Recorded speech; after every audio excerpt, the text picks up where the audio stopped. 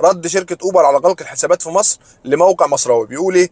هل أغلقت أوبر حساباتها البنكية استعدادا للخروج من مصر؟ مصدر يجب.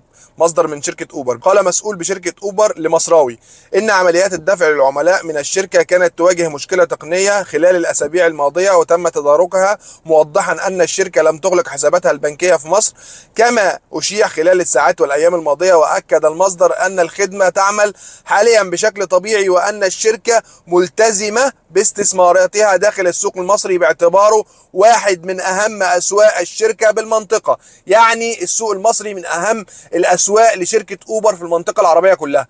فأنتوا دلوقتي بتقولوا إن أنتوا ما قفلتوش الحسابات بتاعتكم. طب دلوقتي كل الناس ما تبعتلهاش الفلوس بتاعتها ليه؟ الكباتن اللي شغالة مع شركة أوبر بتبعت لها الفلوس بتاعتها يوم الاثنين بعد الظهر، لغاية دلوقتي الفلوس ما اتبعتتش واحنا دلوقتي الساعة 5. ليه بقى الشركة ما بعتتش؟ ولا المشكلة التقنية لسه شغالة؟ فعاوزين شركة أوبر ترد على الكلام ده.